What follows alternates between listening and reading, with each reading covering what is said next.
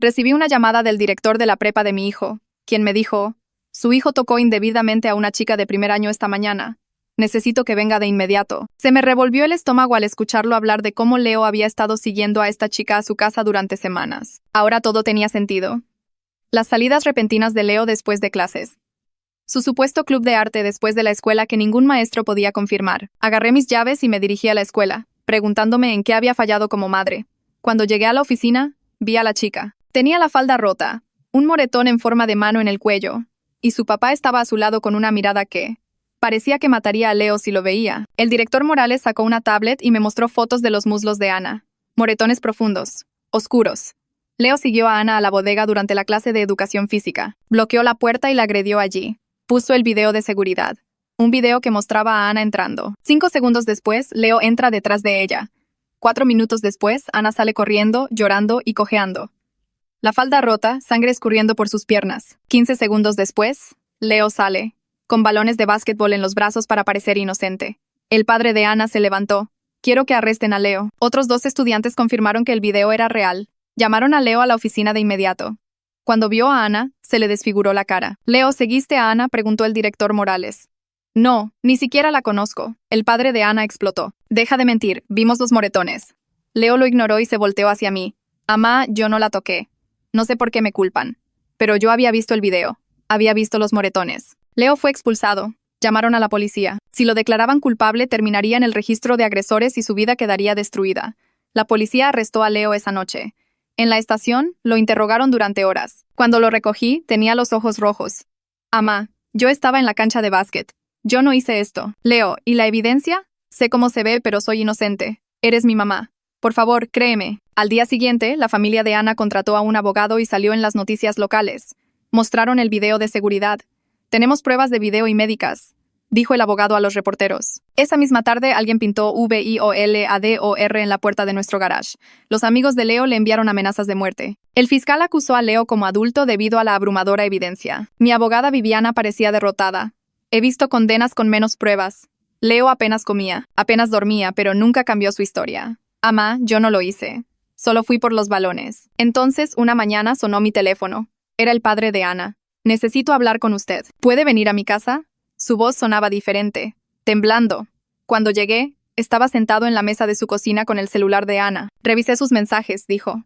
Sé que no debía, pero algo no me cuadraba. Me mostró la pantalla. Había un mensaje de texto de un número desconocido enviado la mañana de la acusación. Decía, recuerda lo que hablamos. Ya sabes qué hacer. Mi corazón empezó a acelerarse. Ese no es el número de Leo. ¿Quién lo envió? No lo sé, pero rastreé de dónde vino. Abrió su laptop. El mensaje se envió desde la escuela. A las 6:45 de la mañana. Eso es antes de que empiecen las clases, dije. Ana estaba en el club de desayuno esa mañana. Leo no va al club de desayuno. Nos quedamos mirando. Alguien de la escuela le mandó un mensaje a Ana la mañana que esto pasó, dijo lentamente, y no fue su hijo. El padre de Ana la llamó para que bajara. Cuando me vio sentada allí se congeló. Ana, dijo su padre, Javier, mostrándole el teléfono. Encontré los mensajes. A Ana le temblaron las rodillas. Vi cómo su rostro cambiaba visiblemente de color. Alguien en la escuela te mandó un mensaje antes de que Leo llegara. Decía, recuerda lo que hablamos. ¿Quién fue? Ana comenzó a retroceder hacia las escaleras. Mija, no estoy enojado contigo. Te lo juro. ¿Quién te mandó ese mensaje?, dijo su papá. Ella empezó a negar con la cabeza. Sus ojos se llenaron de lágrimas. Ana, dijo él suavemente, si alguien te dijo que hicieras esto, puedes decírmelo. Si alguien te lastimó y te obligó a culpar a Leo, necesitamos saber. Ana se derrumbó por completo, cayó al suelo y sollozó tan fuerte que no podía respirar. Su padre corrió hacia ella. Ana, ¿qué está pasando? Perdón. Ana jadeó. Estoy tan arrepentida. ¿Arrepentida de qué?, preguntó su padre. Ella me obligó. Ella me lastimó. ¿Quién?, preguntó él. Ana, ¿quién te obligó? Ana levantó la vista. Las lágrimas corrían por su rostro. Mi mamá. El cuarto quedó en silencio. La voz de Ana se quebró de nuevo. Mi mamá es la maestra Rivera. Es la maestra de inglés de Leo. Sentí como si me hubieran dado un puñetazo. La maestra de Leo había obligado a Ana a acusarlo. ¿Pero por qué? ¿Por qué haría eso? El propio padre de Ana estaba temblando. ¿Tu madre te contactó? Ana lloró explicando todo. Aparentemente, su madre, la maestra Rivera, le había estado haciendo insinuaciones a Leo durante meses. Cuando él finalmente la rechazó y amenazó con reportarla, ella entró en pánico. El día antes de la acusación contactó a Ana en secreto y la recogió después de la escuela. La llevó a un estacionamiento vacío. Allí le golpeó los muslos con una regla de madera y le dio un paquete de sangre falsa. Acusa a Leo mañana. Si no lo haces, mami irá a la cárcel. Y también le diré a la policía que papi te toca. Te van a llevar lejos para siempre. Ella hizo que Ana eligiera. Vi cómo Javier ya le estaba llamando a su ex esposa. Su voz temblaba mientras hablaba por teléfono. Tienes que venir aquí ahora mismo. Ana me contó todo. Escuchó un segundo. No me importa lo que estés haciendo. Ven ahora o llamo a la policía. Colgó y me miró. Ya viene. Ana seguía llorando en el suelo. Todo su cuerpo temblaba. Javier se arrodilló junto a ella y la abrazó. Tranquila, mija. Ya estás a salvo. Me sentí congelada en mi silla. La maestra de inglés de Leo había hecho esto. Había lastimado a su propia hija para destruir a mi hijo. Mis manos empezaron a temblar. Javier miró su reloj. Vive a 15 minutos. Sacó su teléfono de nuevo y empezó a grabar. Voy a documentar todo de ahora en adelante. Ana levantó la cabeza. ¿Mami va a ir a la cárcel? La mandíbula de Javier se tensó. Probablemente, mi amor. Lo que hizo estuvo muy mal. Pasaron 20 minutos. Un coche se estacionó. Javier se levantó y se colocó entre Ana y la puerta principal. Quédate detrás de mí. Sonó el timbre. Javier abrió. La maestra Rivera estaba allí, con cara de preocupación y profesionalismo. Llevaba un suéter y el pelo recogido. Javier, ¿qué pasa? Sonabas alterado. Entonces me vio sentada en la mesa de la cocina. Su cara cambió por completo. La preocupación desapareció. Sus ojos se volvieron fríos y calculadores. Entró y cerró la puerta. ¿Qué hace ella aquí? Javier levantó su teléfono mostrando el mensaje de texto. ¿Quién le mandó esto a Ana la mañana de la acusación? La maestra Rivera miró la pantalla. No sé de qué hablas. Su voz era firme. Demasiado firme. Ana nos contó todo, dijo Javier. Sobre el estacionamiento. La regla, la sangre falsa. Las amenazas. Los ojos de la maestra Rivera se desviaron hacia Ana, que estaba pegada a la pared cerca de las escaleras. Anita, mi amor, ¿qué les dijiste? Su voz sonaba dulce, pero su cara era de enojo. Nos dijo que la golpeaste y la obligaste a acusar a Leo, dije, levantándome. La maestra Rivera se volteó hacia mí con expresión de asombro. Eso es una locura. Ana está traumatizada por lo que pasó. Está confundida. Miró de nuevo a Javier. Creo que necesita ayuda profesional. A veces las víctimas de trauma crean recuerdos falsos para lidiar con ello. Javier se acercó a ella. Deja de mentir. Tenemos el mensaje de texto. Vino desde dentro de la escuela. La maestra Rivera negó con la cabeza. Cualquiera pudo haber enviado eso. Los estudiantes tienen acceso temprano al edificio para los clubes. Caminó hacia Ana. Mi amor, sé que esto ha sido difícil para ti, pero no puedes inventar historias. Ana se alejó de su madre. Javier se interpuso entre ellas. No te le acerques. La máscara de la maestra Rivera se cayó por un segundo. Sus ojos brillaron con malicia. Luego se recompuso. Javier, te están manipulando. Leo Hanson es peligroso y ahora te ha puesto en mi contra. Fue entonces cuando Javier levantó su teléfono. He estado grabando desde que entraste. Y la policía ya viene en camino. La maestra Rivera se congeló. Se puso pálida. ¿Me estás grabando? Javier asintió. Cada palabra. Y Ana ya nos contó cómo la amenazaste con decir que yo la tocaba si no cooperaba. La mirada calculadora volvió a los ojos de la maestra Rivera. Miró hacia la puerta.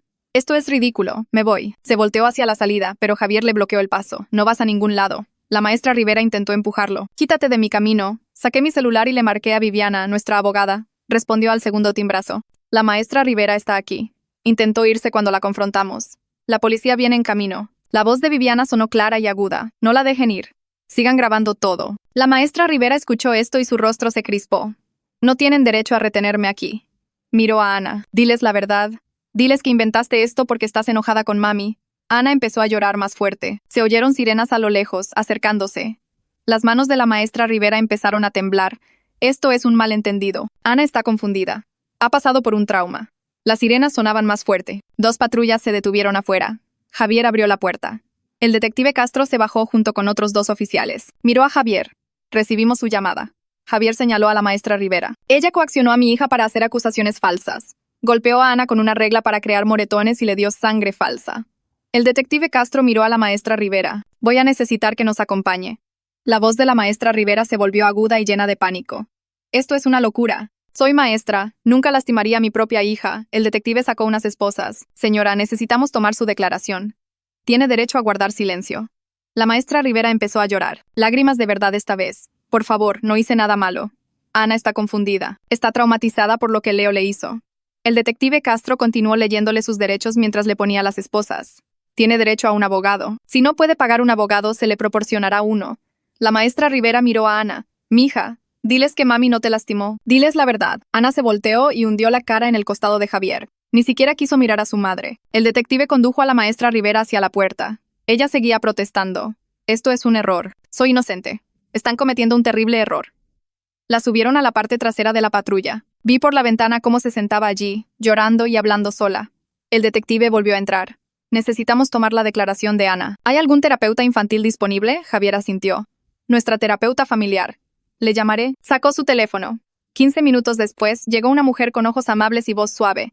Se presentó como una terapeuta infantil del condado. El detective llevó a Ana al comedor con la terapeuta. Javier y yo nos sentamos en la sala de estar, esperando. Mi teléfono vibró. Viviana. Voy en camino. No le diga nada más a la policía sin que yo esté allí. Colgó. Podía oír la voz de Ana desde el otro cuarto, suave y rota, contándole todo al detective. Pasaron 40 minutos. Llegó Viviana, con su portafolio en mano y expresión feroz. Fue directo a su teléfono, caminando de un lado a otro en la cocina. Habla Viviana Norris. Necesito hablar con alguien de la fiscalía inmediatamente. Tengo nuevas pruebas en el caso de Leo Hanson. Escuchó. Mi cliente fue acusado falsamente. La verdadera culpable ha sido arrestada. Exijo la liberación inmediata de Leo. Les dio detalles sobre el arresto de la maestra Rivera y la confesión de Ana. Estoy enviando la documentación ahora. Leo Hanson necesita ser liberado esta noche. Colgó y me miró. Vaya a la estación. Están procesando su liberación. Agarré mis llaves y corrí a mi coche. El camino a la estación de policía pareció durar horas, aunque solo fueron 15 minutos. Mi corazón latió con fuerza todo el camino. Iban a dejar ir a Leo. Mi hijo era inocente, y finalmente lo sabían. Me estacioné y entré corriendo. El oficial del mostrador me hizo esperar mientras procesaban el papeleo. Me senté en una silla de plástico mirando el reloj. Habían pasado 2 horas desde la confesión de Ana. Finalmente se abrió una puerta. Salió Leo. Tenía los ojos rojos y la cara se le veía demacrada. Cuando me vio, su rostro se derrumbó. «Amá», dijo con la voz quebrada. Corrí y lo abracé. Estaba temblando. «¿Ahora sí me crees?», susurró. «¿Finalmente crees que no lo hice?». Las lágrimas corrían por mi cara. «Te creo. Perdóname por dudar de ti. Lo siento tanto». Leo se aferró a mí y empezó a sollozar. «Ella me hizo esto. Mi maestra me hizo esto». Nos quedamos allí en el vestíbulo de la estación de policía, abrazados mientras él lloraba. El camino a casa fue silencioso. Leo miraba por la ventana. Yo lo miraba de reojo, queriendo decir algo, pero sin saber qué. Cuando dimos la vuelta en nuestra calle, Leo se tensó. La palabra violador seguía pintada en nuestro garage con letras rojas grandes. Leo apretó los puños. Me estacioné en la cochera y apagué el coche. «Leo, necesito contarte lo que descubrimos». Me miró con ojos vacíos. «El nombre real de Ana es Fernanda. Es la hija de la maestra Rivera, tu maestra de inglés». La cara de Leo se quedó en blanco. «¿Qué?». Le expliqué todo. El mensaje de texto. La confesión de Fernanda. Cómo la maestra Rivera le había estado haciendo insinuaciones durante meses. Cómo cuando él la rechazó y amenazó con reportarla, ella entró en pánico. Cómo golpeó a su propia hija y la obligó a destruir la vida de Leo. La respiración de Leo se aceleró mientras yo hablaba. La maestra Rivera hizo esto. Hizo que Fernanda mintiera. Asentí. La amenazó con decir que el papá de Fernanda la tocaba. Dijo que se llevarían a Fernanda para siempre si no cooperaba. Leo se cubrió la cara con las manos. Me pedía que me quedara después de clase. Me mandaba mensajes. Pensé que solo estaba siendo amable. Se le quebró la voz. Le dije que eso era raro y que la iba a reportar. 2 días después, me arrestaron. Nos quedamos en el coche mucho tiempo. Entonces Leo vio algo y se enderezó. Un hombre estaba sentado en nuestro porche delantero. Todo el cuerpo de Leo se relajó. «¿Papá?». Raúl se levantó mientras salíamos del coche. Le había llamado desde la estación. Leo corrió hacia él y Raúl lo atrapó en un abrazo. «Aquí estoy, mijo. Ya estoy aquí». Leo se derrumbó por completo en los brazos de su padre. Raúl lo sostuvo y me miró por encima del hombro de Leo. Por primera vez desde nuestro divorcio estábamos unidos en algo. Proteger a nuestro hijo. Obtener justicia por lo que le pasó. Esa noche, Viviana llamó. «Los necesito a ambos en mi oficina mañana por la noche. Tenemos que hablar sobre los próximos pasos». Leo estaba sentado en la mesa de la cocina, todavía con la ropa de su arresto. «¿Qué próximos pasos?». «Ya la arrestaron». La voz de Viviana se oyó por el altavoz. «Los cargos en tu contra no se retiran automáticamente solo porque apareció nueva evidencia. Necesitamos armar un caso que pruebe que la maestra Rivera inventó todo. Necesitamos documentar cómo obligó a Fernanda a cooperar». La cara de Leo se descompuso. «¿Así que todavía estoy acusado?». Viviana suspiró. «Por ahora. Pero vamos a arreglar esto, te lo prometo». A la mañana siguiente, el detective Castro llamó, pidiéndole a Leo que volviera a la estación. Esta vez, Leo no era un sospechoso, era una víctima. Nos sentamos en una habitación diferente. La voz del detective era amable ahora, en lugar de acusatoria. «Necesito que me hables del comportamiento de la maestra Rivera hacia ti. Todo lo que puedas recordar». Las manos de Leo temblaban. Empezó a portarse rara como en octubre. Me chuleaba, halagaba el pelo o la ropa. Pensé que solo estaba siendo una maestra amable. Continuó. Luego empezó a pedirme que me quedara después de clase para hablar de mis ensayos. Pero en realidad no hablaba de ensayos. Me preguntaba por mi novia. Mis pasatiempos. Cosas personales. El detective Castro tomó notas. ¿Alguna vez te tocó? Leo asintió lentamente. Me ponía la mano en el hombro. Una vez me arregló el cuello de la camisa. Se sintió raro, pero no supe qué decir. Describió mensajes de texto preguntándole sobre sus planes de fin de semana. Peticiones de reunirse en privado fuera de la escuela para discutir sus escritos. Comentarios sobre lo maduro que parecía para su edad. ¿Cuándo le dijiste que parara?, preguntó el detective. La voz de Leo se apagó. 2 días antes de la acusación. Me mandó un mensaje preguntándome si quería ir a su casa a trabajar en mi ensayo para la universidad. Le dije que eso era inapropiado y que si no paraba, la iba a reportar. Levantó la vista. Pensé que ese era el fin. Luego Fernanda me acusó de agresión y mi vida entera explotó. El detective Castro dejó de escribir y miró a Leo. Su pluma seguía en su mano, pero ya no la movía. La dejó sobre la mesa entre ellos y se reclinó en su silla.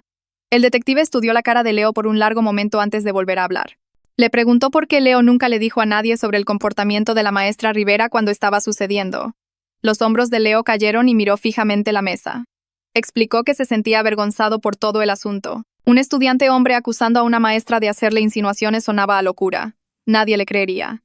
La gente pensaría que mentía para llamar la atención o para tratar de evitar problemas en su clase. Leo dijo que seguía pensando que tal vez estaba exagerando, que tal vez ella solo estaba siendo amable y él lo estaba haciendo raro en su cabeza. Le dijo al detective que se supone que los hombres no nos quejamos de ese tipo de cosas. Sus amigos se habrían burlado de él si lo supieran. Lo habrían llamado suertudo o le habrían dicho que era un tonto por no seguirle el juego. La voz de Leo se volvió más baja mientras explicaba que finalmente se armó de valor para decirle a la maestra Rivera que parara 2 días antes de que Fernanda lo acusara. Le dijo que los mensajes y comentarios eran inapropiados y que si no se detenía, la reportaría con el director Morales. Leo miró directamente al detective Castro y dijo que eso debió ser lo que la hizo entrar en pánico y organizar toda la falsa acusación.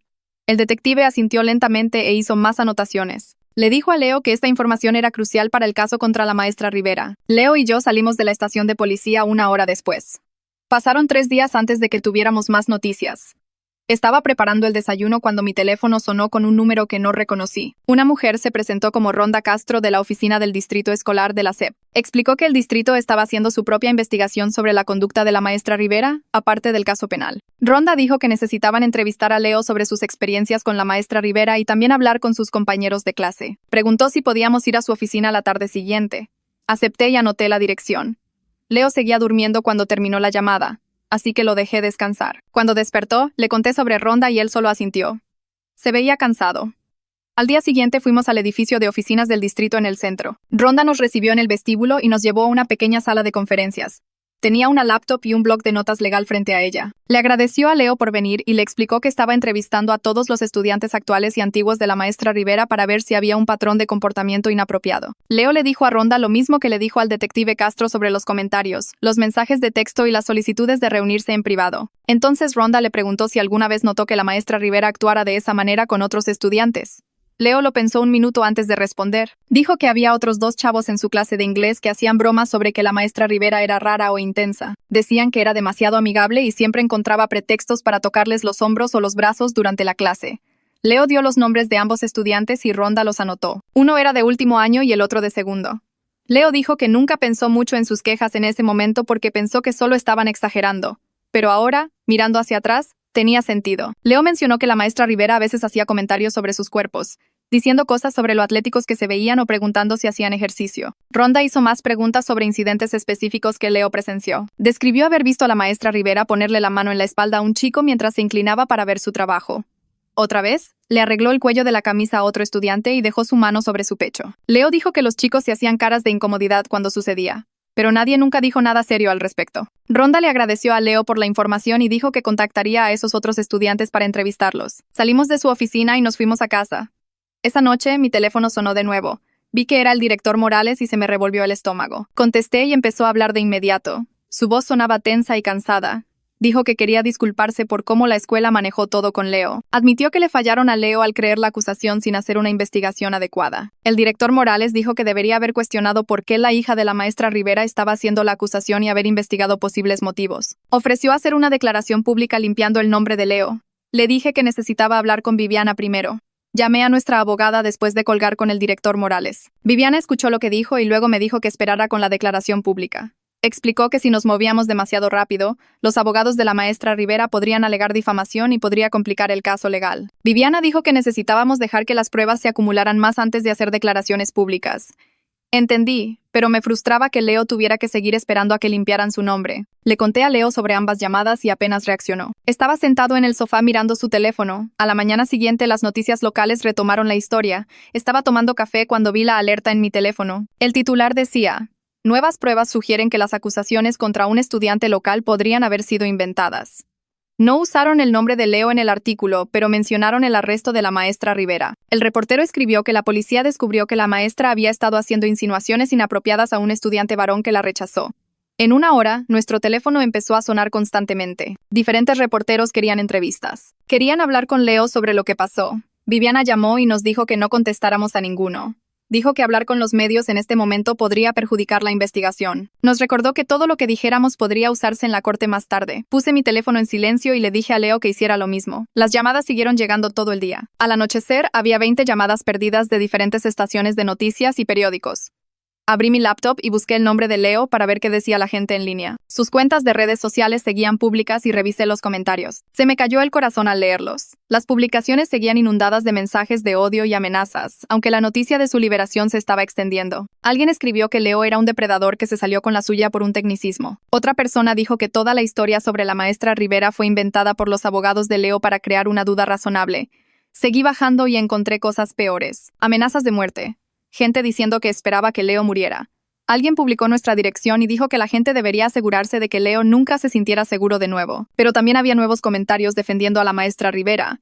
Varias personas escribieron que esto era una cacería de brujas contra una maestra querida. Decían que la maestra Rivera había enseñado durante 15 años y ayudado a cientos de estudiantes. Un padre escribió que su hija amaba la clase de la maestra Rivera, y que todo esto era claramente una mentira inventada por un estudiante que sacó una mala calificación. Otro comentario decía que los estudiantes varones a menudo fantasean con las maestras, y que probablemente Leo hizo insinuaciones que la maestra Rivera rechazó, por lo que ahora él intentaba arruinar su carrera. Me sentí enferma leyendo los comentarios. El nombre de Leo estaba legalmente limpio, pero la mitad de la comunidad seguía pensando que era culpable.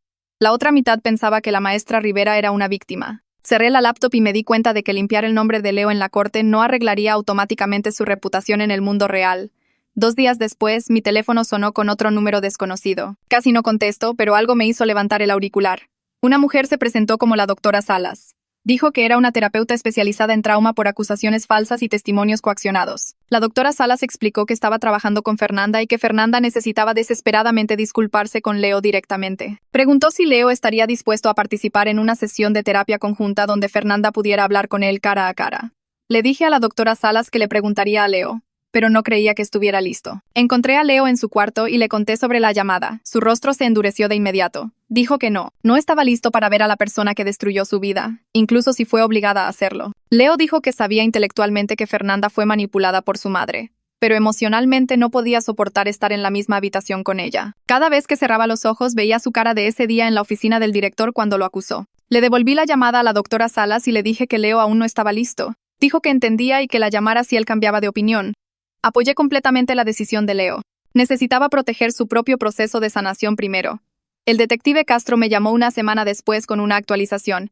Dijo que obtuvieron una orden judicial para el teléfono y la computadora de la maestra Rivera. El equipo forense pasó días revisando sus dispositivos, recuperando archivos borrados. Encontraron meses de mensajes de texto a Leo que la maestra Rivera había intentado borrar de su teléfono. El detective Castro me leyó algunos por teléfono. Mensajes donde llamaba a Leo especial y maduro para su edad. Mensajes de texto preguntando sobre su situación sentimental y si tenía novia. Un mensaje sugería que podían hablar en privado sobre sus calificaciones fuera del horario escolar. Otro mensaje de texto preguntaba qué haría Leo durante las vacaciones de primavera y decía que tal vez podrían reunirse para trabajar en su ensayo universitario. El detective dijo que el equipo forense encontró más de 50 mensajes borrados en total, desde octubre hasta el día anterior a la acusación. La maestra Rivera los había borrado sistemáticamente pensando que nadie los recuperaría, pero el equipo forense los sacó todos de la memoria de su teléfono. El detective Castro dijo que esta evidencia era crucial porque probaba un claro patrón de comportamiento de grooming, manipulación y mostraba que la maestra Rivera tenía conciencia de culpabilidad, ya que trató de destruir la evidencia. Le pregunté si esto significaba que el caso contra ella era más sólido ahora. Dijo que absolutamente. Los mensajes recuperados, combinados con el testimonio de Fernanda y las declaraciones de los otros estudiantes, hacían que la culpabilidad de la maestra Rivera fuera innegable. Rhonda Castro me contactó de nuevo la semana siguiente. Dijo que terminó de entrevistar a los 2 estudiantes que Leo mencionó de su clase de inglés. Ambos confirmaron que la maestra Rivera los hacía sentir incómodos con comentarios personales y contacto físico innecesario. El estudiante de segundo año describió cómo la maestra Rivera le ofreció darle tutorías privadas en su casa después de la escuela. Cuando él dijo, no, gracias, mis padres me ayudan con la tarea, ella pareció enojarse. Le dio calificaciones más bajas en sus siguientes 2 ensayos, aunque su escritura no había cambiado. Dijo que sintió que lo estaba castigando por rechazarla, pero nunca le dijo a nadie porque pensó que nadie le creería. El estudiante de último año reportó experiencias similares con la maestra Rivera, comentando sobre su apariencia y encontrando excusas para tocar sus brazos u hombros. Dijo que otros chicos en la clase bromeaban al respecto, pero todos simplemente lo aguantaban porque era una maestra y no sabían qué más hacer. Ronda me dijo que su investigación encontró un patrón de violación de límites por parte de la maestra Rivera hacia estudiantes varones durante al menos 3 años. Leo fue el único estudiante que rechazó explícitamente sus insinuaciones y amenazó con reportarla, lo que lo convirtió en el objetivo de su represalia. El consejo escolar programó una junta de emergencia 2 semanas después del arresto de la maestra Rivera. La reunión estaba abierta al público y decidí asistir. Raúl vino conmigo para apoyarme. El auditorio de la preparatoria estaba lleno de padres y miembros de la comunidad. El consejo escolar se sentó en una larga mesa en el escenario.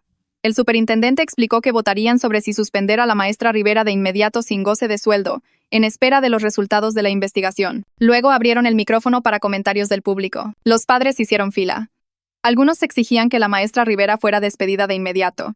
Decían que la evidencia era abrumadora y que el distrito necesitaba proteger a los estudiantes. Una madre se levantó y dijo que su hijo tuvo a la maestra Rivera el año pasado y llegó a casa incómodo después de clase varias veces, pero ella no lo tomó en serio. Ahora se sentía culpable por no haber escuchado. Pero otros padres defendieron apasionadamente a la maestra Rivera. Un padre dijo que esto era una cacería de brujas contra una maestra dedicada que dio todo por sus estudiantes durante 15 años. Insistió en que las acusaciones eran mentiras inventadas por un estudiante problemático que intentaba evitar consecuencias. Otra madre dijo que su hija amaba a la maestra Rivera y que toda esta situación era claramente una conspiración entre Leo y sus padres vengativos. Algunas personas en la audiencia incluso aplaudieron cuando esa madre terminó de hablar. Me senté allí viendo cómo la comunidad se desgarraba por lo que pasó. El consejo escolar votó 7-2 para suspender a la maestra Rivera sin goce de sueldo. Mientras salíamos del auditorio, escuché a la gente discutir en el estacionamiento. Algunos gritaban que el consejo había tomado la decisión correcta. Otros gritaban que estaban destruyendo la carrera de una mujer inocente. Me di cuenta entonces de que, sin importar qué pruebas salieran a la luz, algunas personas siempre creerían que la maestra Rivera era la víctima y que Leo mentía. La comunidad se había dividido por completo y no sabía si eso sanaría alguna vez. Llegó la audiencia de desestimación en una mañana fría, 3 semanas después del arresto de la maestra Rivera. Viviana presentó la confesión de Fernanda y el mensaje de texto coercitivo, junto con los mensajes recuperados de la maestra Rivera a Leo y las declaraciones de otros estudiantes sobre su comportamiento inapropiado. El juez escuchó atentamente e hizo preguntas puntuales sobre la cronología y los moretones de Fernanda que fueron documentados como prueba. Fernanda testificó con voz temblorosa mientras describía cómo su madre la recogió de la escuela y la llevó a un estacionamiento vacío. Explicó cómo la maestra Rivera la golpeó en los muslos con una regla de madera mientras le decía exactamente qué decir. Fernanda describió el paquete de sangre falsa que su madre le proporcionó y las instrucciones específicas de correr desde la bodega llorando y cojeando para que todo pareciera reciente y violento. El fiscal que originalmente acusó a Leo parecía visiblemente afectado durante el testimonio de Fernanda. Cuando llegó su turno, se puso de pie y declaró que su oficina apoyaba la desestimación de todos los cargos contra Leo. El juez concedió la desestimación y declaró a Leo factualmente inocente. Ordenó que el registro de arresto fuera sellado, pero nos advirtió que las soluciones civiles por el daño a la reputación de Leo requerirían acciones legales por separado. Salimos del juzgado y encontramos reporteros esperando afuera con cámaras. Viviana hizo una breve declaración sobre la inocencia de Leo y la represalia depredadora de la maestra Rivera antes de que nos abriéramos paso hasta nuestro coche. Esa noche, el noticiero local abrió con la historia y vi la cara de Leo en la pantalla mientras el presentador lo describía como una víctima de acusaciones falsas en lugar de un depredador. Noté que todavía mostraban el video de seguridad original, aunque ahora sabían la verdad. La investigación del distrito escolar concluyó una semana después con un informe enfermizo que documentaba un patrón de comportamiento inapropiado por parte de la maestra Rivera hacia estudiantes varones durante 3 años. Ronda identificó a 5 estudiantes en total que experimentaron violaciones de límites y Leo fue el único que rechazó explícitamente sus insinuaciones y amenazó con reportarla. Eso lo convirtió en el objetivo de su represalia. La fiscalía acusó a la maestra Rivera de múltiples delitos graves, incluyendo presentar un informe policial falso y abuso infantil por las lesiones que infligió a Fernanda. Añadieron coerción de un menor e intento de manipulación de testigos a la lista. Alonso, el fiscal asignado a su caso, nos contactó para explicar que Leo tendría que testificar sobre las insinuaciones de ella y su rechazo que desencadenó la falsa acusación. Teléfono en silencio. Perdí las 2 primeras llamadas de Alonso esa tarde mientras Leo y yo estábamos sentados en la mesa de la cocina mirando su tarea de álgebra. Llevaba una semana de regreso en la escuela y las tareas se acumulaban más rápido de lo que podía manejarlas. Su maestro le había dado extensiones en 3 proyectos, pero Leo seguía apartando los papeles y frotándose los ojos como si ya no pudiera entender los números. Lo vi tratar de resolver el mismo problema 4 veces, borrando tan fuerte que el papel se rompió y finalmente aventó el lápiz al otro lado de la habitación y bajó la cabeza sobre la mesa. Sus hombros comenzaron a temblar y me di cuenta de que estaba llorando. Llorando de verdad. No solo lágrimas de frustración, sino el tipo de sollozo que viene de algún lugar profundo y roto.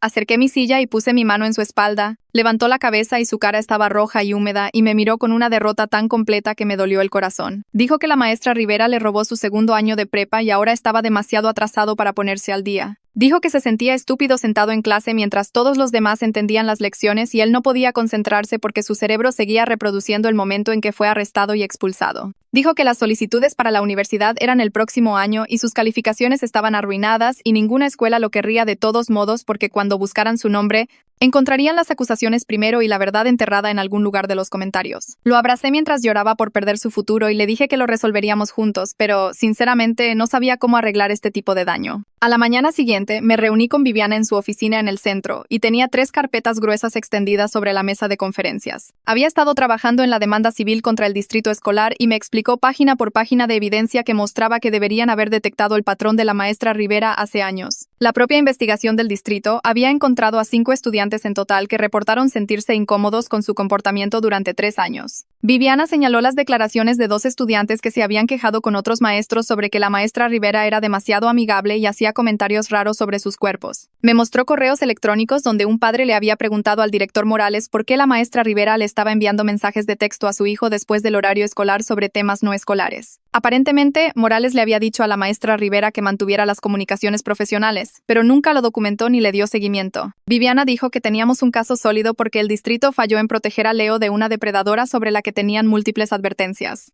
Explicó que la demanda tardaría años en llegar a juicio porque el distrito pelearía cada paso con sus costosos abogados. Dijo que intentarían afirmar que actuaron apropiadamente cuando creyeron las acusaciones contra Leo y que no podían haber sabido que la maestra Rivera tomaría represalias. Le pregunté si ganaríamos y dijo que probablemente sí, eventualmente, pero el proceso sería largo y agotador y nos harían probar cada falla. 2 días después, Raúl y yo nos sentamos en la oficina del orientador vocacional en la escuela de Leo discutiendo su plan de recuperación académica. La orientadora era una mujer amable que parecía genuinamente arrepentida por lo que Leo había pasado.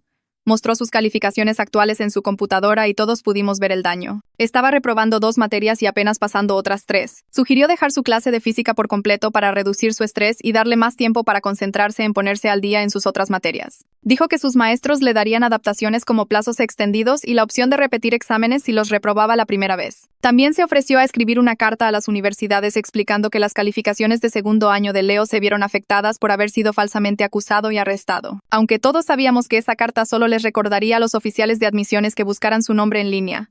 Leo se sentó a nuestro lado, viéndose pequeño y cansado. Cuando la consejera preguntó si dejar física sonaba bien, él solo asintió sin hacer contacto visual. Raúl preguntó sobre sellar el expediente académico de Leo o anotar de alguna manera que fue exonerado, pero la orientadora dijo que la escuela no podía controlar lo que aparecía en los artículos de noticias y redes sociales. Dijo que lo mejor que Leo podía hacer era concentrarse en su último año e intentar mostrar una tendencia ascendente en sus calificaciones. Después de que nos fuimos, Leo se subió al coche de Raúl sin decir nada y los vi alejarse, sabiendo que mi hijo estaba avergonzado de necesitar ayuda. Esa tarde, el detective Castro llamó con noticias sobre el caso de la maestra Rivera. Su abogado había presentado una moción para suprimir el testimonio de Fernanda, argumentando que Javier la había coaccionado para retractarse amenazándola o manipulándola. El abogado afirmó que la confesión de Fernanda en casa de su padre ocurrió bajo coacción y no debería ser permitida en el juicio. Sentí que se me revolvía el estómago porque, ¿y si el juez creía eso? ¿Y si desechaban el testimonio de Fernanda y el caso se desmoronaba? El detective Castro debió escuchar el pánico en mi voz porque rápidamente dijo que no me preocupara. Explicó que Alonso Sanford, el fiscal, ya había respondido a la moción con la evidencia física. Tenían el mensaje de texto que la maestra Rivera le envió a Fernanda esa mañana. Tenían las comunicaciones recuperadas entre la maestra Rivera y Leo. Tenían declaraciones de otros estudiantes sobre su comportamiento inapropiado. El detective dijo que la moción fracasaría porque había demasiada evidencia más allá de la palabra de Fernanda, pero escucharlo explicar todas las maniobras legales me hizo darme cuenta de lo duro que la maestra Rivera iba a luchar contra esto. No iba a admitir lo que hizo. Iba a obligar a Leo y Fernanda a revivir todo en la corte mientras su abogado intentaba pintarlos como mentirosos. La semana siguiente, Leo llegó a casa de la escuela temprano y lo encontré sentado en su coche en nuestra cochera con el motor apagado. Sus manos temblaban sobre el volante y cuando abrí la puerta del copiloto dio un respingo como si lo hubiera asustado. Le pregunté qué pasó y dijo que habían asignado a un maestro suplente para cubrir la clase de inglés de la maestra Rivera. Leo no lo supo hasta que entró al salón y vio al suplente sentado en el escritorio de la maestra Rivera. Dijo que se congeló en la puerta y de repente no pudo respirar. Sintió el pecho apretado y su visión se volvió borrosa y sintió que iba a vomitar o desmayarse, o ambas cosas. Intentó irse, pero sus piernas no se movían bien y terminó sentado en el suelo en el pasillo mientras la enfermera de la escuela venía a revisarlo. El director lo llamó un ataque de pánico e inmediatamente reasignó a Leo a una sección de inglés diferente con un maestro diferente en un salón diferente. Pero esa noche, Leo no pudo dormir. Lo oí moverse abajo a las 2 de la mañana y lo encontré en el sofá de la sala con todas las luces encendidas. Dijo que su habitación se sentía rara, como si las paredes estuvieran demasiado cerca y no pudiera relajarse lo suficiente como para quedarse dormido allí arriba. Durante la siguiente semana durmió en nuestro sofá todas las noches porque, de alguna manera, eso se sentía más seguro que su propia habitación. El consultorio de la doctora Salas estaba en un edificio médico al otro lado de la ciudad y Leo la había estado viendo 2 veces por semana desde que se desestimaron los cargos. En nuestra próxima cita me pidió hablar conmigo en privado después de la sesión de Leo. Explicó que basándose en sus síntomas e historial, lo estaba diagnosticando con trastorno de estrés postraumático, TEPT, relacionado con la falsa acusación, el arresto y la destrucción social. Dijo que los ataques de pánico, las pesadillas y la hipervigilancia eran respuestas normales a circunstancias anormales. Recomendó terapia intensiva, posiblemente 3 sesiones por semana más terapia grupal para sobrevivientes de trauma. Pregunté sobre el costo y sacó un desglose que mostraba que nuestro seguro cubriría alrededor del 60%. El resto saldría de nuestro bolsillo y sumaba cientos de dólares cada mes. Se disculpó por la carga financiera, pero dijo que Leo necesitaba apoyo constante para procesar lo que le sucedió. Salí de su consultorio y me senté en mi coche haciendo cuentas en mi cabeza, sumando los costos de la terapia más los honorarios legales de Viviana más las facturas regulares y me di cuenta de que nos estábamos ahogando financieramente además de todo lo demás. Una semana después, recibí un correo electrónico de una madre llamada Jennifer, cuya hija iba a la escuela de Leo. Había organizado un grupo de padres que querían apoyar a Leo e impulsar cambios en las políticas de la escuela. Estaban planeando una recaudación de fondos para ayudar con nuestros costos legales y de terapia. El evento fue en un centro comunitario local y cuando entré, me sorprendió ver a unas 40 personas allí. Jennifer y otras 3 mamás habían puesto mesas con productos horneados y un frasco de donaciones y una cartulina con la historia de Leo. Habían invitado a un abogado a hablar sobre acusaciones falsas y a una terapeuta a hablar sobre cómo apoyar a los sobrevivientes de trauma. La gente se me acercaba toda la noche diciendo que estaban horrorizados por lo que le pasó a Leo y querían ayudar. Varias madres me abrazaron y dijeron que no podían imaginar a sus propios hijos pasando por esto. La recaudación de fondos reunió casi 50,000 pesos y lloré cuando Jennifer me entregó el cheque, pero noté algo mientras miraba alrededor de la sala. Casi todos allí eran padres de hijas. Las mamás que organizaron todo tenían niñas en la escuela. Los pocos papás que asistieron tenían hijas. Los padres de hijos parecían más escépticos, como si no pudieran imaginar a sus hijos siendo el objetivo de una maestra, o tal vez no querían pensar en ello. 2 meses después del arresto de la maestra Rivera, Alonso Sanford llamó para decir que la fecha del juicio estaba fijada para dentro de 8 semanas. Necesitaba empezar a preparar a Leo y Fernanda para su testimonio.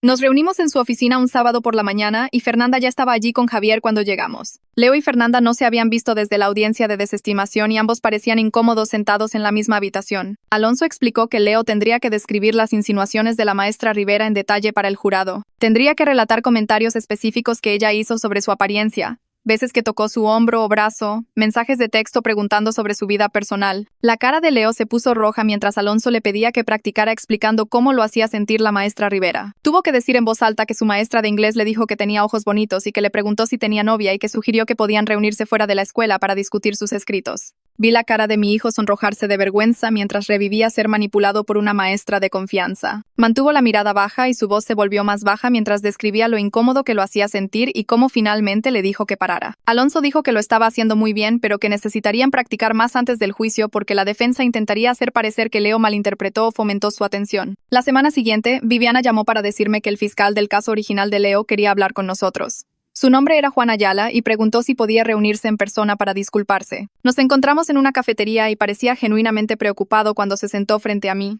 Dijo que había estado pensando constantemente en el caso de Leo desde la desestimación. Admitió que su oficina se había movido demasiado rápido, basándose en la convincente evidencia física sin investigar adecuadamente el posible motivo de la maestra Rivera. Dijo que deberían haber investigado más a fondo las conexiones familiares de la acusadora y la cronología de los eventos. Se ofreció a escribir una carta apoyando nuestra demanda civil contra el distrito, declarando que el caso contra Leo se había construido sobre evidencia fabricada y que la escuela debería haberlo protegido mejor. Aprecié la disculpa, pero se sintió extraño estar sentada allí escuchándolo expresar arrepentimiento. Este hombre había acusado a mi hijo inocente como adulto y presionado para que estuviera en el registro de agresores sexuales. Su disculpa no deshizo el trauma de ver a Leo ser arrestado y retenido en la cárcel y enfrentar años de prisión por algo que no hizo. 3 semanas antes del juicio, Leo decidió intentar volver al básquetbol. El equipo tenía sesiones de gimnasio abierto 2 veces por semana y Leo las había estado evitando desde que regresó a la escuela, pero extrañaba jugar y pensó que tal vez había pasado suficiente tiempo para que sus compañeros de equipo actuaran normal a su alrededor. Agarró su maleta del gimnasio después de la cena y se dirigió a la escuela. Estaba lavando los platos cuando regresó por la puerta menos de 1 hora después. Su cara estaba inexpresiva y pasó junto a mí directo hacia las escaleras. Lo seguí y le pregunté qué pasó. Dijo que su antiguo mejor amigo, Josué, había estado allí pero no quiso hacer contacto visual con él. Otros 2 compañeros de equipo actuaron como si Leo fuera invisible. Leo estaba tirando tiros libres solo cuando escuchó a Jairo y Cristian discutiendo cerca del bebedero. Jairo dijo que Leo no lo hizo y que todo el asunto estaba mal. Cristian dijo que tal vez Leo no lo hizo, o tal vez solo se salió con la suya y nunca lo sabrían realmente. Leo se fue sin decirle nada a nadie.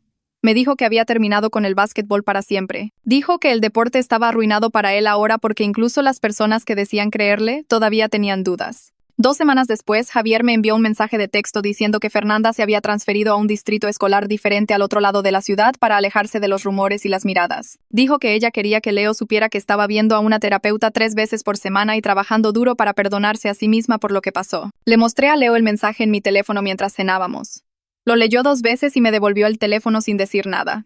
Le pregunté si quería responder y negó con la cabeza. Dijo que esperaba que Fernanda mejorara y sanara de lo que su madre le hizo, pero él no podía ser parte de su recuperación cuando apenas sobrevivía a la suya. Apartó su plato, subió las escaleras y oí cerrarse la puerta de su habitación. 3 semanas antes de la fecha del juicio, Alonso llamó y preguntó si podíamos reunirnos en su oficina de inmediato. Viviana pasó a recogernos y nos sentamos en la sala de conferencias de Alonso mientras explicaba que la abogada de Rivera lo había contactado sobre un acuerdo de culpabilidad. Estaba dispuesta a admitir su culpabilidad para reducir los cargos si eso significaba evitar un juicio y evitar que Leo y Fernanda tuvieran que testificar en audiencia pública. Alonso dijo que la fiscalía quería nuestra opinión antes de tomar cualquier decisión. Miró a Leo y le preguntó qué pensaba. Leo se enderezó en su silla. Dijo que Rivera merecía enfrentar lo que hizo públicamente frente a todos. Dijo que necesitaba testificar para recuperar su voz después de que ella intentó destruirlo. Alonso asintió y llamó a Javier por el altavoz. Javier estuvo de acuerdo de inmediato y dijo que Fernanda estaba asustada pero lista para decir la verdad si eso significaba justicia.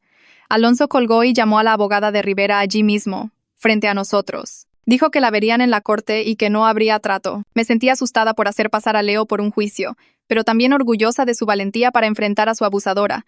Viviana presentó la demanda civil contra el distrito escolar a la mañana siguiente. Por la tarde, las camionetas de noticias locales estaban estacionadas frente a nuestra casa nuevamente. Los abogados del distrito emitieron un comunicado diciendo que negaban toda negligencia y que habían respondido adecuadamente a la acusación. Lo leí en mi teléfono y sentí mis manos temblar de ira. Su respuesta adecuada casi había destruido a mi hijo inocente sin siquiera una investigación básica de la madre de la acusadora, que enseñaba en su escuela. A medida que se acercaba la fecha del juicio, las pesadillas de Leo empeoraron. Me desperté a las 2 de la mañana una noche y me di cuenta de que no estaba en su habitación. Miré por la ventana y lo vi durmiendo en el asiento trasero de su coche en nuestra cochera. Salí en bata y golpeé la ventana. Se despertó luciendo confundido y asustado. Dijo que incluso nuestra casa se sentía demasiado pequeña y atrapada y que el coche era el único lugar donde podía respirar. La doctora Salas aumentó su terapia 2 veces por semana y le enseñó ejercicios de respiración para manejar la ansiedad en el tribunal. Pero podía ver el precio que esto le estaba cobrando a mi hijo de 17 años, que debería haber estado preocupado por el baile de graduación y las visitas a la universidad, no por testificar contra la maestra que intentó destruir su vida. El juicio comenzó un lunes por la mañana a fines de abril. Me senté en la sala del tribunal viendo cómo interrogaban a los posibles miembros del jurado sobre si podían creer que un estudiante varón pudiera ser victimizado por una maestra. 3 personas diferentes admitieron que no podían imaginar a una mujer siendo depredadora hacia un chico adolescente. Un hombre dijo que los chicos de esa edad quieren atención de maestras atractivas y no pueden ser víctimas reales. El juez lo desestimó de inmediato, pero me di cuenta de cuánto complicarían los estereotipos de género todo este caso. Las declaraciones iniciales ocurrieron al día siguiente después de seleccionar al jurado. Alonso se puso de pie y describió a Rivera como una depredadora que tomó represalias contra un estudiante que rechazó sus insinuaciones inapropiadas. Guió al jurado a través de la cronología de su comportamiento de manipulación y las acusaciones fabricadas. El abogado defensor de Rivera afirmó que era una maestra dedicada, falsamente acusada por un estudiante problemático y un ex esposo vengativo que quería lastimarla. Leo se sentó a mi lado apretando mi mano tan fuerte que mis dedos se entumecieron. Su carácter fue atacado de nuevo frente a extraños. Me incliné y le susurré que el jurado vería la verdad una vez que escucharan toda la evidencia. Fernanda testificó primero. Caminó hacia el estrado de los testigos viéndose pequeña y asustada. Alonso le pidió que describiera lo que hizo su madre el día antes de las acusaciones. La voz de Fernanda temblaba mientras explicaba cómo su madre la recogió de la escuela y la llevó a un estacionamiento vacío. Describió la regla de madera y cómo su madre la golpeó en los muslos una y otra vez hasta que se formaron moretones oscuros. Describió el paquete de sangre falsa y las palabras exactas que su madre le dijo que dijera. Explicó la amenaza sobre incriminar a su padre por abuso si no cooperaba. El abogado defensor la contrainterrogó agresivamente. Sugirió que Javier había ensayado su testimonio y que ella mentía para ayudar a su padre en la disputa por la custodia. Pero Fernanda se mantuvo consistente con cada detalle. Los miembros del jurado parecían perturbados por detalles que solo alguien que realmente lo vivió podría saber. Leo subió al estrado a la mañana siguiente. Alonso le pidió que describiera el comportamiento de Rivera durante los últimos meses. Leo explicó cómo ella comenzó a hacer comentarios personales sobre su apariencia en clase, cómo le pedía que se quedara solo después de la escuela para discutir sus calificaciones, cómo le enviaba mensajes de texto preguntando sobre su vida amorosa y si tenía novia. Dijo que lo hacía sentir incómodo pero que no sabía qué hacer porque era su maestra. Describió que finalmente le dijo, 2 días antes de las acusaciones, que su comportamiento era inapropiado y que la reportaría si continuaba. Explicó su conmoción cuando la policía lo arrestó por agredir a una chica que apenas conocía y que resultó ser la hija de Rivera. El abogado defensor se puso de pie para el contrainterrogatorio. Intentó pintar a Leo como un adolescente problemático que malinterpretó la preocupación amistosa de una maestra como interés romántico. Pero Leo, con calma, dio ejemplos específicos que claramente cruzaban los límites profesionales. El abogado preguntó por qué no reportó el comportamiento antes si tanto le molestaba. Leo miró directamente al jurado y explicó que las víctimas masculinas de depredadoras femeninas no son tomadas en serio en nuestra sociedad. Dijo que temía exactamente lo que pasó cuando sí habló. Ser acusado de mentir para llamar la atención y que le destruyeran la vida. Dijo que el sistema demostró que tenía razón en tener miedo porque, incluso con su inocencia, todos seguían dudando de él. El siguiente testigo fue un joven que se graduó hacía 2 años. Caminó hacia el estrado luciendo nervioso pero decidido. Alonso le pidió que describiera su experiencia con Rivera cuando estaba en 2º año.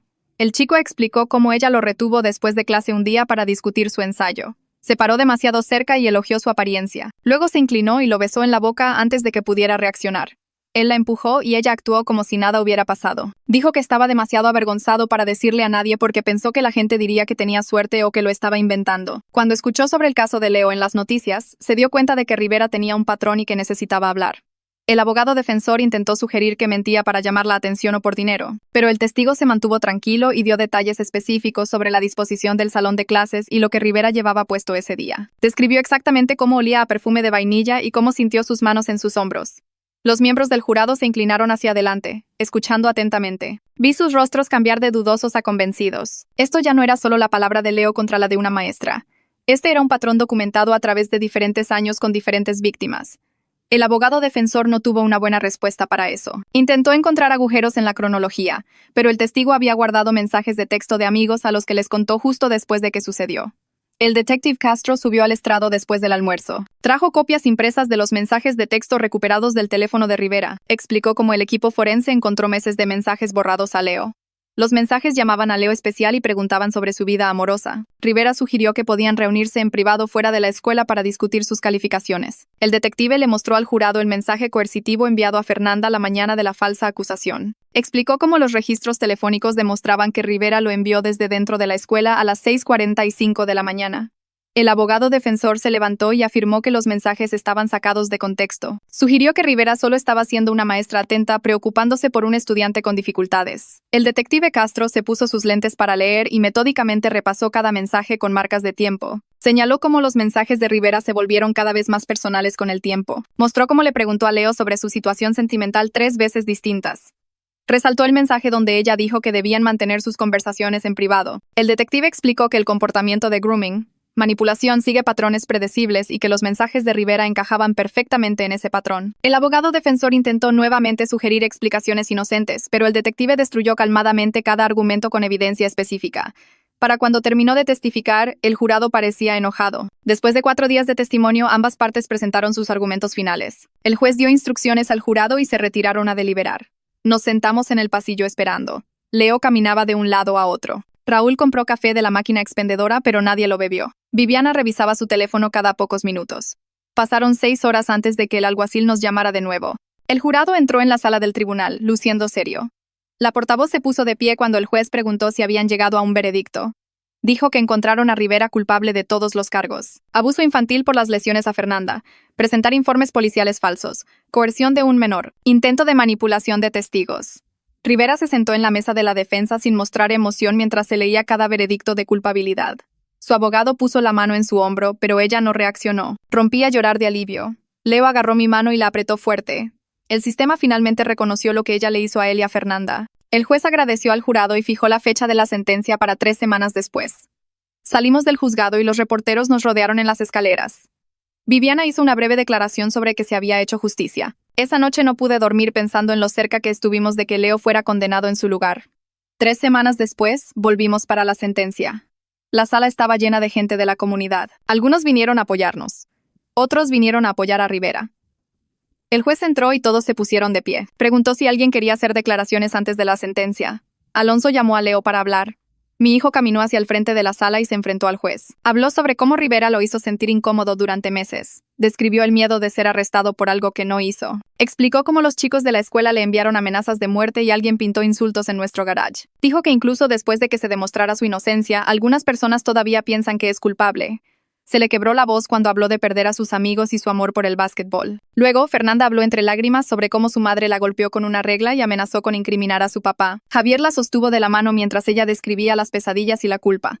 El abogado de Rivera pidió clemencia, alegando que no tenía antecedentes penales. El juez lo interrumpió y comenzó a hablar. Dijo que los educadores ocupan puestos de especial confianza en nuestra sociedad. Cuando abusan de esa confianza, el daño se extiende más allá de las víctimas individuales y daña la fe en todos los maestros. Dijo que Rivera no solo agredió a estudiantes, usó acusaciones falsas como arma contra una víctima que rechazó sus insinuaciones. Hirió deliberadamente a su propia hija para incriminar a un adolescente inocente. No mostró remordimiento, incluso cuando fue descubierta. El juez sentenció a Rivera a 8 años de prisión, con 5 años adicionales de libertad condicional supervisada después. Le ordenó registrarse como agresora y le prohibió el contacto con menores fuera de la familia. Rivera finalmente mostró emoción entonces. Su rostro se puso pálido y se agarró a la mesa para sostenerse. El alguacil se la llevó esposada. Los hombros de Leo se relajaron a mi lado por primera vez en meses. Finalmente se hizo justicia, aunque no pudiera deshacer el daño. Durante las siguientes semanas, Viviana negoció con los abogados del distrito escolar. Querían evitar un juicio y la publicidad que traería. Eventualmente, aceptaron un acuerdo. El distrito pagaría todas las sesiones de terapia de Leo con la doctora Salas. Cubrirían su colegiatura universitaria completa en cualquier escuela pública que eligiera. Pagaron daños por el perjuicio que causó su investigación inadecuada. Lo más importante, acordaron implementar capacitación obligatoria para el personal sobre cómo reconocer el comportamiento depredador. Viviana explicó que el acuerdo no era una admisión de culpa legalmente, pero era una rendición de cuentas. Los cambios en la política podrían proteger a futuros estudiantes de lo que Leo soportó. Firmé los papeles sabiendo que ninguna cantidad de dinero podría devolverle a Leo su segundo año de prepa o su reputación, pero al menos el distrito estaba asumiendo la responsabilidad por sus fallas. Leo terminó su segundo año de prepa con calificaciones decentes, considerando todo lo que pasó. Sus maestros sabían lo que sucedió y le dieron extensiones en las tareas. Escribieron fuertes cartas de recomendación para las solicitudes universitarias. Las cartas explicaban las circunstancias que afectaron sus calificaciones y enfatizaban su carácter. Leo comenzó a investigar universidades en diferentes estados. Me dijo que necesitaba un nuevo comienzo en algún lugar donde la gente no lo conociera como ese chico que fue acusado falsamente. Miró escuelas en el norte del país y en el extranjero. Lugares lo suficientemente lejos como para que nadie reconociera su nombre o su cara. Apoyé su necesidad de distancia, aunque me dolía pensar en que estuviera tan lejos de casa. Merecía la oportunidad de reconstruir su identidad sin el peso de las acusaciones siguiéndolo a todas partes. Visitamos 3 campus durante las vacaciones de primavera, y Leo parecía más esperanzado de lo que había estado en meses. La doctora Salas continuó reuniéndose con Leo 2 veces por semana para trabajar en su trauma. Hizo un progreso real en el manejo de sus síntomas. Las pesadillas venían con menos frecuencia. Los ataques de pánico se volvieron menos severos. Aprendió técnicas de respiración para cuando la ansiedad golpeaba. Practicó ejercicios de anclaje para mantenerse presente en lugar de perderse en flashbacks. La doctora Salas le enseñó cómo desafiar los pensamientos negativos sobre sí mismo. Leo todavía tenía días malos en los que los recuerdos se sentían abrumadores. Días en los que no podía levantarse de la cama o concentrarse en nada, pero esos días se volvieron menos frecuentes. Empezó a hablar sobre tal vez volver a jugar básquetbol en la universidad. No en una escuela donde la gente conociera su historia, pero en algún lugar nuevo donde pudiera ser solo otro chico intentando entrar al equipo. La doctora Salas dijo que ese deseo de reclamar las partes de sí mismo que Rivera trató de destruir mostraba una verdadera sanación. Vi a mi hijo volver lentamente a la vida después de meses de solo sobrevivir. 6 meses después de que terminó el juicio, Leo recibió sus cartas de aceptación de la universidad. 3 escuelas lo aceptaron. Una en el norte del país tenía un fuerte programa de básquetbol y le ofreció la oportunidad de probarse para entrar al equipo. El entrenador escribió que había visto las estadísticas de preparatoria de Leo y pensaba que tenía potencial. Leo leyó esa carta 5 veces antes de mostrármela. Eligió esa escuela sin dudarlo. Dijo que quería reclamar el básquetbol y demostrarse a sí mismo que Rivera no destruyó quién era él.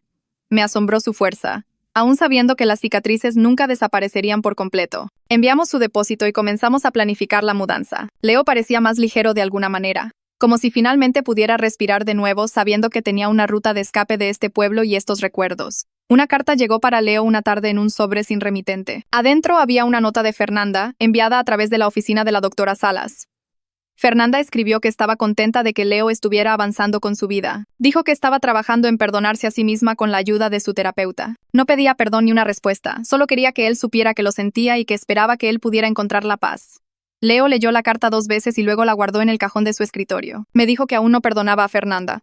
Tal vez nunca lo haría, pero entendía que ella también era una víctima de la manipulación de su madre. Dijo que tal vez algún día la ira se desvanecería lo suficiente para algo como la aceptación, si no la paz. Por ahora, solo necesitaba concentrarse en su propia sanación y su propio futuro. Lo abracé y le dije que eso era suficiente. El día de la graduación llegó a principios de junio. Raúl y yo nos sentamos juntos en las gradas viendo a Leo formarse con su clase. El director llamó los nombres uno por uno. Cuando Leo cruzó el escenario, el aplauso fue educado pero no entusiasta. Algunas familias aplaudieron, otras permanecieron en silencio. Algunas personas susurraban entre sí. Esta comunidad siempre recordaría las acusaciones más que la verdad. Siempre verían a Leo como ese chico de las noticias, independientemente del veredicto. Tomamos fotos después en el campo de fútbol. Leo usó su toga y birrete y sonrió para la cámara. Pero su sonrisa no llegaba del todo a sus ojos. Más tarde, en el estacionamiento, la mamá de un chico lo felicitó por graduarse. Luego agregó que se alegraba de que todo se hubiera resuelto. Leo le agradeció cortésmente. Después de que ella se fue, se volteó hacia Raúl y hacia mí. Dijo que ya no le importaba lo que la gente de este pueblo pensara. La gente que importaba sabía la verdad. Sus padres le creyeron. El jurado le creyó. Su nueva universidad le dio una oportunidad. Todos los demás podían creer lo que los hiciera sentir cómodos con su propia incapacidad para apoyarlo cuando más lo necesitaba. Condujimos a casa y ayudamos a Leo a empacar las últimas cajas para su mudanza. En 2 meses, comenzaría de nuevo en algún lugar donde nadie supiera su nombre. En algún lugar donde pudiera ser quien quisiera ser, en lugar de estar definido para siempre por los crímenes de otra persona contra él. 2 semanas antes de que Leo se fuera a la universidad, comenzamos a empacar sus cosas para el dormitorio. Estaba en su habitación clasificando ropa y zapatos de básquetbol con más energía de la que le había visto en más de un año. Hablaba sin parar sobre su posible especialidad en medicina deportiva y la prueba para entrar al equipo de básquetbol programada para septiembre. Me mostró el correo electrónico de su compañero de cuarto asignado y se rió de la obsesión del chico con los videojuegos. Raúl subía cajas del garage mientras Leo debatía qué carteles llevar y cuáles dejar atrás. En un momento, Leo dejó de doblar camisas y se volteó hacia nosotros dos. Dijo: «Gracias por finalmente creerme y luchar por mí cuando el mundo entero se volvió en mi contra». Se le quebró un poco la voz cuando agregó que la parte más difícil no fue el arresto, ni el juicio, ni siquiera las amenazas de muerte. La parte más difícil fue sentirse completamente solo al principio, cuando incluso su propia madre dudó de su palabra. Pero saber que ahora estábamos de su lado hacía que todo lo demás fuera manejable. Dijo que podía enfrentar lo que viniera después porque ya no lo enfrentaba solo. Raúl y yo lo abrazamos y le susurré que nunca más dudaría de él. La mañana del 15 de agosto llegó soleada y clara. Leo cargó su coche con cajas y maletas mientras los vecinos miraban desde sus patios. Algunos saludaban con la mano, otros fingían no vernos. Me quedé en la cochera viendo a mi hijo organizar su nueva vida en el asiento trasero y la cajuela.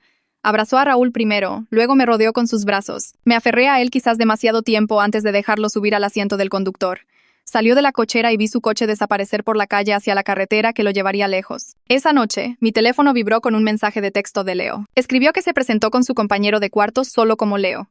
No el chico de las noticias, no el estudiante falsamente acusado, solo Leo. al que le gusta el básquetbol y quiere estudiar medicina deportiva. Dijo que, por primera vez en un año, sintió que podía ser quien quisiera ser en lugar de llevar para siempre el peso de los crímenes de otra persona contra él.